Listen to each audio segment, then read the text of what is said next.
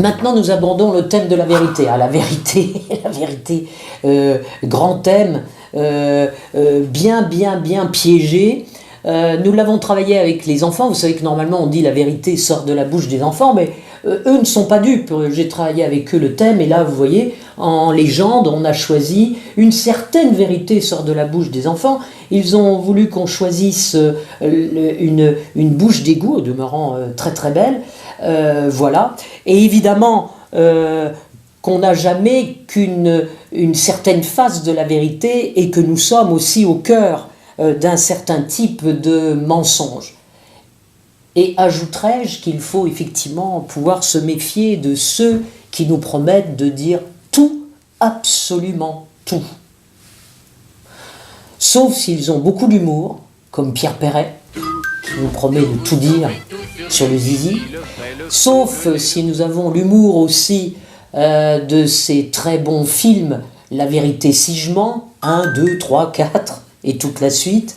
Sauf si nous avons aussi l'humour que nous avons déployé dans le disque Enchanté, écrit à Trignac dans la région nantaise, concernant tous les savoirs du monde. Mais bien entendu, ça n'était pas tous les savoirs, c'était des tout petits bouts.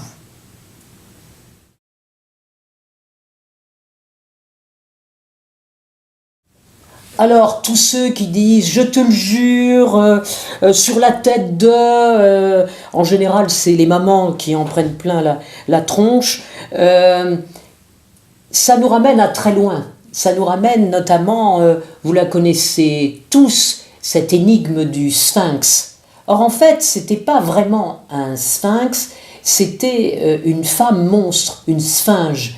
Ces sphinges que vous verrez d'ailleurs au musée de Picasso, dont je vais vous reparler. Mais quelle est cette énigme du sphinx que vous connaissez tous, que devait subir notamment Oedipe? Vous savez qu'on ne passait, on ne franchissait le territoire que si on savait répondre à des devinettes, à des énigmes. La plus célèbre que vous connaissez, c'est celle-ci. Quel être pourvu d'une seule voix a d'abord 4 jambes, puis 2 jambes, et finalement 3 jambes? Vous avez la réponse? Oedipe l'avait. Bien sûr, la réponse, c'est l'homme. Car dans sa prime enfance, il se traîne sur ses pieds et ses mains. À l'âge adulte, il se tient debout. Et dans sa vieillesse, il s'aide d'un bâton. Bâton de vieillesse que les sages, d'ailleurs, en Chine, considéraient comme étant l'équivalent de l'âme. Vérité, énigme. Eh oui, on a encore travaillé la question avec, au cœur d'un très bel hôtel, l'hôtel Salé, le musée Picasso, pour tout vous dire, et qui est restauré magnifiquement d'ailleurs. Et j'ai eu la chance de travailler avec des femmes relais qui font la transition entre les personnes venues de l'étranger et l'intégration en France. Nous étions des femmes au cœur de ce musée qui faisait l'éloge des femmes, parmi lesquelles évidemment Olga et toutes les autres. Mais là, nous nous sommes intéressés à la statuaire essentiellement les 2 sphinges qui sont en cour intérieure. Et voilà ce que ça a donné, avec évidemment une énigme posée qui est une question de vie, de mort, mais aussi d'humour. Toi, femme énigme éternelle, sphinge parmi les immortels, dis-moi, ne me tue pas, je vais répondre à toi. Pose-moi-en une et tu verras. Meule sur meule, mais ne moue pas. Tête de serpent, mais ne mords pas. C'est la tortue!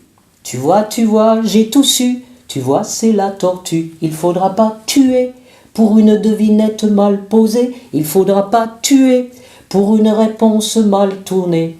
Mais moi, j'ai répondu. Je ne suis pas si bête, mais moi j'ai répondu. Je suis une vraie tête.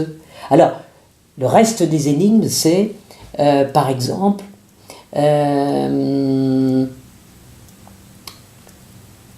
goutte à goutte et peu à peu, devient là que généreux. Avez-vous la réponse? c'est le blé. Goutte à goutte et peu à peu, devient là que généreux. C'est le blé. Tu vois, j'ai trouvé. Tu vois, c'est le blé. Il faudra pas tuer pour une devinette mal posée. Il faudra pas tuer pour une réponse mal tournée. Mais moi, j'ai répondu. Je ne suis pas si bête, mais moi j'ai répondu. Je suis une vraie tête. Je suis une vraie tête.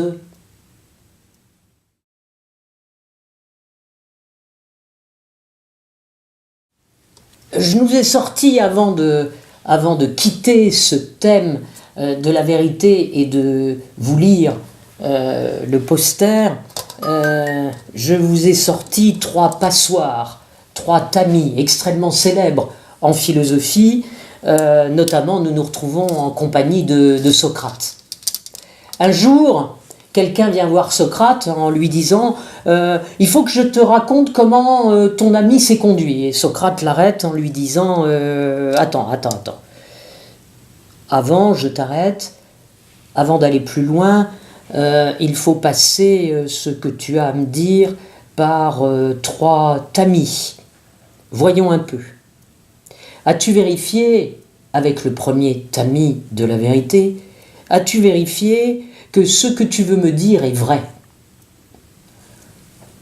Et son interlocuteur lui dit non, je l'ai entendu raconter.